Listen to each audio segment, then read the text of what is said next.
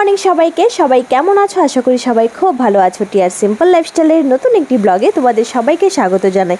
তো আজকে টিয়ার বাবাকে বলেছি তুমি একটু টিয়াকে কাজল পরিয়ে দাও, কারণ ও খুব ভালো কাজল টাজল পরায়। আর আজকে যেহেতু এক জায়গাতে আমরা যাব, তো ওকেই বলছি একটু রেডি করে দেওয়ার জন্য। ও রাজি হয়ে গেছে। তো আমরা যাচ্ছি আজকে আমার মাসির বাড়িতে, কারণ মাসির বাড়িতে বুদ্ধ পূর্ণিমা উপলক্ষে মেলা হবে, তো সেখানেই যাব। আর মাসির বাড়ি যেহেতু পাশেই আছে, তো এক দুদিন সেখানে থেকেও আসবো। আর তোমাদের কিছুদিন আগে বলেছিলাম টিয়াকে নিয়ে আমরা ডাক্তারের কাছে যাচ্ছি। অ্যাকচুয়ালি আমার টিয়ার না এত পরিমাণ কৃমি, তো ওকে কিছু এতদিন অ্যালোপ্যাথিক দেখিয়েছিলাম। তো অ্যালোপ্যাথির একটা প্রবলেম হচ্ছে, দুদিন ভালো থাকে, দুদিন আবার ওর কৃমি শুরু হয়ে যায়। তো এখন ভাবছি কিছুটা দিন আমরা হোমিওপ্যাথি ট্রাই করে দেখি। আর আমি এইভাবে সারিবদ্ধ করে রেখেছি, কারণ আমি একদমই ভুলে যাই, তাই আমি ঠিকভাবে যাতে টিয়াকে ওষুধগুলো খাইয়ে দিতে পারি, তাই এইভাবে সাজিয়ে টাজিয়ে রেখেছি। আর এখন এই যে হাগিসটা, এটা একদম নতুন, এটা আজকেই ভাঙছি। আর এখান থেকেও কিছু নিয়ে যাব, কারণ এক দুদিন যেহেতু থাকবো, কিছুটা লাগবেও। সব কাপড় চোপড় নিয়ে নিয়েছি। আর এত গরম দুদিন ধরে লেগেছে, একটু যে সেজে গুজে যাব তার কোনো উপায় নেই। দেখো আমি একটা খোপা বেঁধেছি, তাও আবার মাথার উপরে, কিছু করার নেই গো, এত গরম। কিন্তু আমি যে ভয়েস ওভারটা দিচ্ছি, বাইরে কিন্তু প্রচণ্ড বৃষ্টি হচ্ছে, কিন্তু সেদিন এত গরম ছিল তোমাদের বলে বোঝাতে পারবো না। তো আমি রেডি হয়ে গেছি, আমার টিয়াও রেডি হয়ে গেছে। আর টিয়ার বাবা আমাদেরকে নামিয়ে অফিসের কাজে চলে যাবে। আর এখন ঠাকুর প্রণাম করে ঠাকুমাকে বলে আমি ঘর থেকে বেরিয়ে যাচ্ছি। আর আমার একটা সমস্যা হচ্ছে, আমি যখন বাড়ি থেকে কোথাও যাই, তখন বাড়ির বেরোনোর সময় বাড়ির জন্য ভীষণ কষ্ট হয়। আর যেখানে থাকি সেখান থেকে আসার সময় আবার সেখানের কথা খুব মনে পড়ে, সেখান থেকে আসতেও খুব কষ্ট হয়। তো আমার কথা বলে লাভ নেই। তো যাই হোক, আমরা এখন বেরিয়ে যাচ্ছি। আর আমি যে মাসির বাড়িতে যাব এখন, আমার ছোটোবেলাটা না প্রায় মাসির বাড়িতেই থাকতো, কাটতো আর কি। কারণ মাসি আমাদের বাড়িতে গেলে আমাকে ওনাদের সঙ্গে নিয়ে যেত, কারণ টাউনের সঙ্গে একদম মাসির বাড়ি, তো সব জায়গাতেই প্রোগ্রাম হতো, অনুষ্ঠান হতো, পুজো পার্বণ সব জায়গায় খুবই কাছে, তাই আমাকে সব জায়গাতেই নিয়ে যেত। আর আমিও খুশি খুশি চলে যেতাম। তো তার কারণে আমার এই মাসির বাড়িতে ছোটোবেলাটা এই মাসির বাড়িতেই বেশি কেটেছে। টিয়ার বাবা নাকি এই বাজার থেকে কিছুটা বাজার বাড়ির জন্য করবে, তাই এখানে নেমে দেখি অনেকগুলা বাজার উঠে যাবো, নানা রকমের বাজার। আর আমার তো ফেভারিট হলো বাঁশকুড়ুল। তারপর তো এই মাশরুমগুলো দেখে আমার এগুলিতেই নজর পড়ে গেছে, এত সুন্দর লাগছিল। আর আমার মাশরুম তো খুবই ফেভারিট। তো এখান থেকে বেরিয়ে আমরা সোজা আবার বাড়িতে চলে গেলাম, আমার মাসির বাড়িতে। আর দেখো কে বেরিয়ে এসেছে, টিয়ার মামা। তো ও ভাই বেরিয়ে এসেছে। তো আমাদেরকে বারবার করে ফোন করছিল যে মেলার জন্য তো রাস্তাঘাট ব্লক হয়ে যেতে পারে, তোরা কখন আসবি। তো আমাদের একটু প্রবলেম হয়েছে ঠিকই, কিন্তু ফাইনালি আমরা মাসির বাড়িতে পৌঁছে গেছি। আর টিয়ার বাবা আমাদের নামিয়ে এক সেকেন্ডও দেরি করে নিয়ে অফিসের কাজে চলে গেছে। তো যাওয়ার পরে অনেকটাই গল্প টল্প করলাম। আর মাসি তো আমার টিয়ার ন্যাড়া মাথা দেখে খুবই অবাক। আর টিয়া তো প্রথমবার আসেনি, অনেকবারই এসেছে, কিন্তু ওর জন্য তো সবই নতুন, তাই না? তো এসে দিদানকে দেখেছে, আর নতুন নতুন মুখ দেখে তবু একটু অবাকই হয়ে আছে আর কি। তারপর আমরা একটু টিফিন খাবো, কারণ তারপর আমরা মেলাতে যাব। মেলাতে তো একটু টাইম লাগতেই পারে। তো এরই মধ্যে এসেছি পিয়াশ্রী। আর আসার সময় টিয়ার জন্য দেখো কতগুলো চিপস নিয়ে এসেছে। তো ও আসাতে খুবই খুশি হয়ে গেছে, কিন্তু ও না মেলাতে যেতে পারবে না, ওর নাকি কী কাজ আছে, শুধুমাত্র টিয়াকে দেখার জন্যই এসেছে। এরই মধ্যে মাসি সকলের জন্য করে নিয়েছে চা। আর টিয়ার বাবা জানি না কোথায় থেকে এই 5 টাকার সিঙ্গারা নিয়ে এসেছে সকলের জন্য। এত টেস্টে ছিল, 10 টাকার সিঙ্গারাকেও হার মারা, খুব ভালো লাগছিল। তো সিঙ্গারা আর চা খেতে খেতে দেখো কারা এসে গেছে আমার দাদা, বৌদি আর জিউ। আর জিউটাকে তো অনেক দিন পরে দেখেছি, কারণ আমি যখন আমার মায়ের বাড়িতে গেছিলাম তখন ও তো বাড়িতে ছিল না, উদয়পুর গিয়েছিল। তো হঠাৎ করে দেখেছি, তো এমন লাগছে ওই জন্য অনেকটা বড় হয়ে গেছে, আর কেউটে ডিব্বা হয়ে গেছে। আর ও আসার পরে না একদম ভিড় লেগে গেছে, কে কুলে নেবে কে কুলে নেবে না।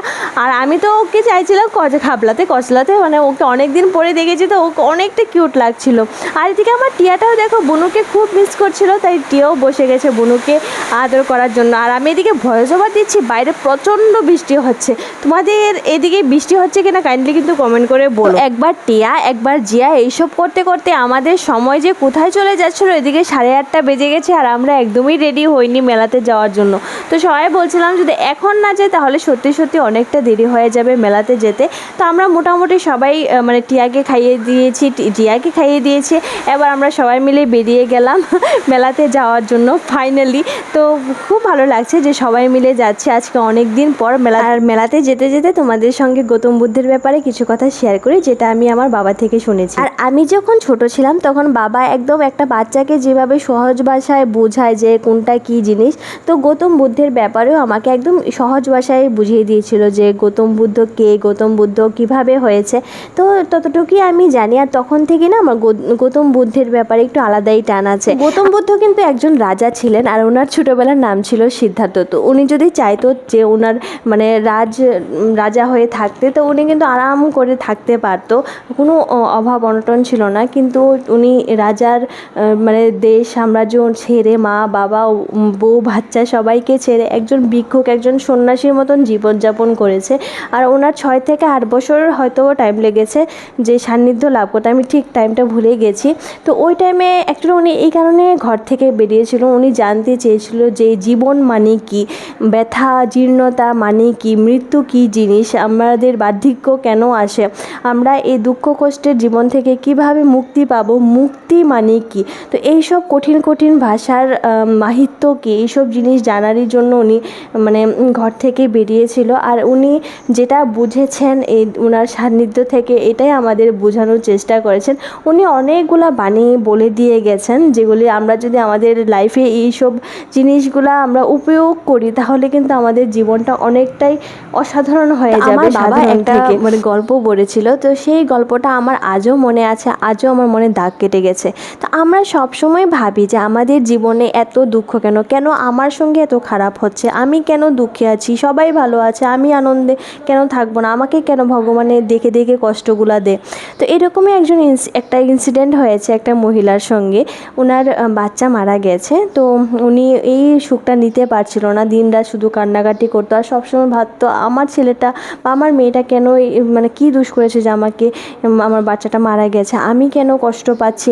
তো এইসব ভেবে ভেবেই উনি চলে গেছে বুদ্ধর কাছে, যে তুমি তো সবসময় দেখাও যে মুক্তি কিভাবে পাওয়া যায়, শান্তি কিভাবে পাওয়া যায়, তাহলে আমাকেও একটা পথ দেখাও, আমি আমার বাচ্চাকে ফিরে পেতে চাই, আমার বাচ্চা ফিরে আসলেই আমি শান্তি পাবো, আমি এই দুঃখটা নিতে পারছি না। তো উনি বলেছে ঠিক আছে, আমি তোমার বাচ্চাকে ঠিক করে দেব, তবে তোমাকে একটা কাজ করতে হবে, যে এই সংসারের মধ্যে যে কোনো একজনের বাড়িতে যাও, যার বাড়িতে দুঃখ কষ্ট নেই, তার বাড়ি থেকে এক মুঠো চাল নিয়ে আসো, তাহলে আমি তোমার বাচ্চাকে সুস্থ করে দেব। তো উনি বললো ব্যাস এতটুকুই? উনি বললো হ্যাঁ, তুমি এতটুকুই করে দাও, আমি তোমার বাচ্চাকে ঠিক করে দেব। তো উনি বললো ঠিক আছে। তো উনি বেরিয়ে পড়লো, সকাল থেকে বিকাল, বিকাল থেকে রাত, সবার বাড়িতেই যাচ্ছে। প্রত্যেকটা বাড়িতে উনি গিয়ে দেখলো যে সবার বাড়িতেই দুঃখ কষ্ট আছে, কারোর বাড়িতে কেউ মারা গেছে, কারোর বাড়িতে কেউ অসুস্থ হয়ে আছে, কেউ টাকা পয়সার অভাবে দুঃখে আছে, কেউ মানে ঝগড়াঝাটির মানে মনের অশান্তির জন্য দুঃখে আছে, মানে কেউ না কেউ সবাই কষ্টে আছে, কারোর মধ্যে সবাই যে একদম টোটালি আনন্দে আছে, কেউ মারা যায়নি, সবাই টাকা পয়সা নিয়ে সব কিছু নিয়ে আনন্দে আছে, এরকম উনি একটা ঘরও খুঁজে পায়নি, যার কারণে উনি এক মুঠো চাল আনতে পারেনি। তো দিন শেষে যখন উনি বুদ্ধের কাছে গিয়ে বলল যে ঠাকুর, আমি তো কোনো জায়গাতে গিয়েই মানে সবার বাড়িতেই দুঃখ কষ্ট আছে, তো উনি এতটুকুই বলেছে যে দেখো, আমরা সবাই দুঃখে কষ্টে জড়িত, আমাদের দুঃখ কষ্ট যেমন আছে, আনন্দ উল্লাসও তেমন আছে। তো পিছন অতীতকে মনে রেখে শুধুই কষ্ট পাবে, তার চেয়ে বরং তুমি এগিয়ে যাও, এতেই মানে অতীতের কষ্ট নিয়ে রেখে লাভ নেই, ভবিষ্যতের দুঃখ কী হবে সেটা নিয়ে ভাবনা করে লাভ নেই, যেটা এখন বর্তমানে আছো সেটা নিয়েই থাকো, সেই খুশিটা নিয়ে থাকো, ভালো কাজ করো, দেখবে নিজে থেকেই আনন্দ লাগবে, মনের মধ্যে খুশি লাগবে। তো ভগবানের আমি তো জাস্ট একটা ঘটনা তোমাদের বলেছি, যেটা আমার মনে খুবই দাগ কেটেছে। এরকম অনেক সুন্দর সুন্দর উনি বুঝিয়ে দিয়েছেন গল্পের আকারে, যেটা আমাদের সত্যি আমাদের জীবনে যদি আমরা ইউজ করি, আমাদের জীবনটা অনেকটা ভালো হয়ে যাবে। তো যাই হোক, অনেক গল্প করলাম গৌতম বুদ্ধের সম্পর্কে, আমার ওনার ব্যাপারে বলতেই ভালো লাগে, সত্যি খুব ভালো লাগে। তো যাই হোক, গল্প করতে করতে এদিকে আমরা মানে মন্দির থেকে সোজা চলে এসেছিলাম মেলাতে, আমি দাদা বৌদি আর বাকি মাসি, ওরা টিয়াকে আর জিয়াকে রেখে দিয়েছে। আমরা এখানে এসেছিলাম ওদের জন্য কিছু খেলনা আনার জন্য, আর এদিকে দাদা এখানে ছোটোবেলার বই নিয়ে পড়েছে, দাদা বই পড়তে খুবই ভালোবাসে, তার কারণে তো এখান থেকে আমরা মোটামুটি যতটুকু মানে খেলনা কিনে নেওয়ার এগুলি কিনে নিয়েছি। তারপর এখান থেকে সোজা বেরিয়ে যাচ্ছিলাম, কারণ অনেকটা রাত হয়ে গেছে, এবার বাড়িতে ফিরতে হবে। বাড়িতে গিয়েই টিয়ার মামা দেখাচ্ছে যে কি কি খেলনা কিনে এনেছে। দেখো কতগুলা খেলনা কিনে এনেছে। আর এই মোবাইল ফোনটা তো টিয়াকে দিয়ে টিয়া পেয়ে খুবই খুশি। আর জানি না টিয়া তো এতগুলো খেলনা পেয়েছে, এখন রাখবে ও কয়টা। তো যাই হোক, এখন আমরা তো বাড়িতে থাকবো, কিন্তু দাদা বৌদি ওরা বাড়িতে চলে যাবে। তার কিছুক্ষণ পর আমরা খাওয়া দাওয়া করে নেব। তো ব্লগটাও আমি এখানেই শেষ করে দিচ্ছি। তো তোমাদের কীরকম লেগেছে ব্লগটা দেখে অবশ্যই কমেন্ট করে বলো। আর যদি গৌতম বুদ্ধ সম্পর্কে আরও কিছু তোমাদের গল্প বলার থাকে অবশ্যই কিন্তু কমেন্ট করে বলো। আর যদি ভালো লাগে চ্যানেলটাকে একটা লাইক করে দিও, সাবস্ক্রাইব করে দিও চ্যানেলটাকে। আর ফেসবুক পেজ থেকে দেখে থাকলে ফলো করে দিও। তো নেক্সট একটা স্পেশাল ব্লগে তোমাদের সঙ্গে দেখা হচ্ছে। ততক্ষণের জন্য tata, bye bye, good night.